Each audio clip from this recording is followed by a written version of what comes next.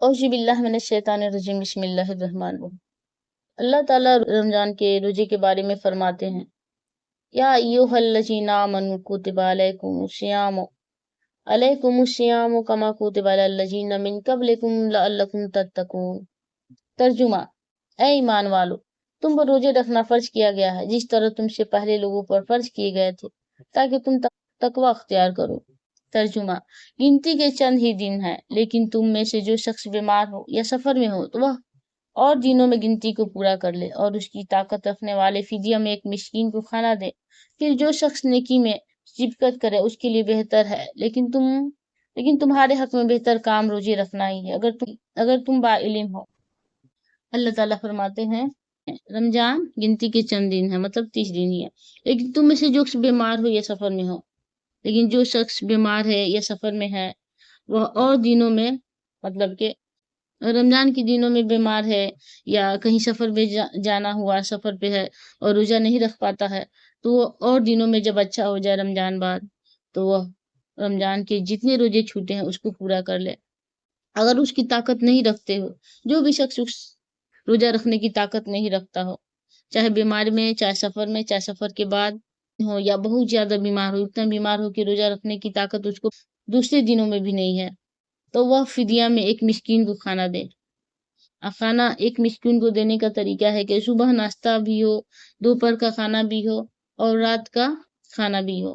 ایک مسکین کو کھانا دینے کا یہی مطلب ہوا، جس طرح سے ہم ایک دن میں کھانا کھاتے ہیں، صبح میں، دوپہر میں اور رات میں، ایک مسکین کا کھانا ویسے ہی ہوتا ہے، صبح کا، دوپہر کا اور رات کا۔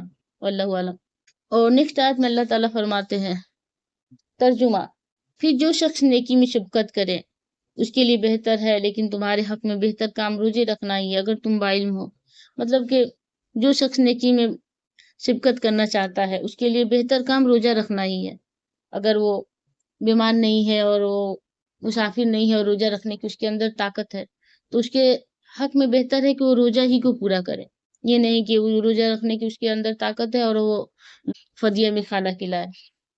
فدیہ میں کھانا کھلانا ان کے لیے ہی جائز ہے جو بیمار، سخت بیمار ہے اور جو روزہ رکھنے کی طاقت نہیں رکھتے۔ جن کے اندر روزہ رکھنے کی طاقت ہے وہ اور دنوں میں روزہ رکھیں، روزہ رکھنا ہی ان کے لیے بہتر ہے۔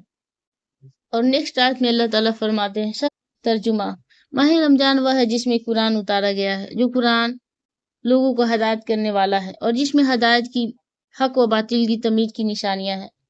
تم میں سے جو شخص اس مہینے کو پایا اسے روزہ رکھنا چاہیے، ہاں جو بیمار ہو یا سفر میں ہو یا مسافر ہو اسے دوسرے دنوں میں گنتی پوری کرنی چاہیے۔ اللہ تعالیٰ کا ارادہ تمہارے ساتھ آسانی کا ہے، سختی کا نہیں ہے۔ وہ چاہتا ہے تم گنتی پوری کر لو اور اللہ تعالیٰ کی دی ہوئی ہدایت پر اس طرح کی بڑائیاں بیان کرو اور اللہ کا شکر ادا کرو۔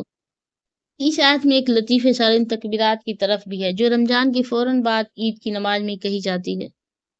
نیکسٹ آیت ہے، ترجمہ: جب میرے بندے میرے بارے میں آپ سے سوال کرے تو آپ کہہ دے کہ میں بہت ہی قریب ہوں، ہر پکارنے والے کی پکار کو جب بھی وہ مجھے پکارے قبول کرتا ہوں۔ اس لیے لوگوں کو بھی چاہیے کہ میری بات مان لیا کرے اور مجھ پر ایمان رکھے، یہی ان کے لیے بلائی کا باعث ہے۔ مطلب کہ رمضان کی جیت کے عین درمیان اس آیت کو لانے کی وجہ شاید یہ ہو کہ پیچھے رمضان کی گنتی پوری کرنے کا جو ذکر آیا تھا اسے کسی کو خیال ہو سکتا تھا کہ رمضان گزرنے کے بعد شاید اللہ تعالیٰ سے وہ قرب باقی نہ رہے جو اس مبارک مہینہ میں حاصل ہوا تھا۔ اس آیت نے اس خیال کی تردید کرتے ہوئے واضح فرما دیا ہے کہ اللہ تعالیٰ ہر آن اپنے بندوں سے قریب ہے اور ان کی پکار کو سنتا ہے۔ نیکسٹ آیت میں اللہ تعالیٰ فرماتے ہیں، اوہی ترجمہ: روزے کی راتوں میں اپنی بیویوں سے ملنا تمہارے لیے حلال کیا گیا ہے، وہ تمہاری لباس ہے اور تم ان کے لباس ہو۔ تمہاری پوشیدہ خیانتوں کا اللہ تعالیٰ کو علم ہے، اس نے تمہاری توبہ قبول فرما کر تم سے درگزر فرما لیا ہے۔ اب تمہیں ان سے مواصلت کی اور اللہ تعالیٰ کی لکھی ہوئی چیزوں کی تلاش کرنے کی اجازت ہے۔ تم کھلاتے پلاتے رہو یہاں تک کہ صبح کا سفید دھاگا سیاہ دھاگے سے ظاہر ہو جائے، پھر رات تک روزے کو پورا کرو اور عورتوں سے اس وقت مباشرت نہ کرو جبکہ تم مسجدوں میں اعتکاف میں ہو۔ یہ اللہ تعالیٰ کی حدود ہے، تم ان کے قریب بھی نہ جاؤ۔ اسی طرح اللہ تعالیٰ اپنی آیتیں لوگوں کے لیے بیان فرماتا ہے تاکہ وہ بچیں۔ مطلب ہے کہ شروع میں یہ حکم تھا کہ اگر کوئی شخص روزہ افطار کرنے کے بعد ذرا سے بھی سو جائے تو اس کے لیے رات کے وقت بھی نہ کھانا کھانا جائز نہیں ہوتا تھا۔ ایک بار جو انسان سو جاتا تھا اس کے بعد دوبارہ کھانا جائز نہیں ہوتا تھا، نہ جمع کرنا جائز ہوتا تھا، نہ ہی عورتوں کے پاس جانا جائز تھا۔ بعض حضرات سے اس حکم کی خلاف ورزی سرزد ہوئی اور انہوں نے رات کے وقت اپنی بیویوں سے جمع کر لیا، مطلب کہ وہ اپنے بیویوں کے پاس چلے گئے۔ یہ آیت اس خلاف درجی کی طرف اشارہ کر رہی ہے، اور ساتھ ہی جن حضرات سے یہ غلطی ہوئی تھی ان کی معافی کا اعلان کر کے آئندہ کے لیے یہ پابندی اٹھا دی گئی۔ اس کا مطلب اکثر مفسرین نے یہ بتایا ہے کہ بیوی سے جمع کرنے میں وہ اولاد حاصل کرنے کی نیت رکھنی چاہیے جو اللہ نے تقدیر میں لکھ دی ہے، اور بعض حضرات نے یہ مطلب بھی بیان کیا ہے کہ جمع کے دوران وہی لذت طلب کرنی چاہیے جو اللہ نے جائز قرار دی ہے۔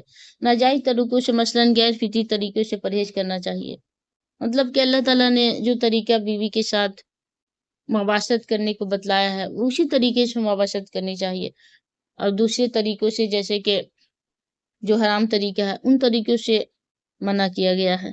اس قرآن میں اللہ تعالیٰ نے روزے کے بارے میں جو علم ہم تک پہنچایا ہے اسی طریقے سے ہمیں روزہ رکھنا چاہیے، اسی طریقے سے ہمیں جمے رہنا چاہیے، اور اللہ تعالیٰ کے فرمان کے مطابق ہی ہمیں زندگی گزارنی چاہیے، روزہ رہنا چاہیے۔ اور قرآن ہمارے لیے ہدایت کا ذریعہ ہے، قرآن کے مطابق ہمیں کوشش کرنی چاہیے کہ ہمارا ہر عمل قرآن کے مطابق ہو۔ جزاک اللہ خیرن کثیرا۔ السلام علیکم ورحمۃ اللہ وبرکاتہ۔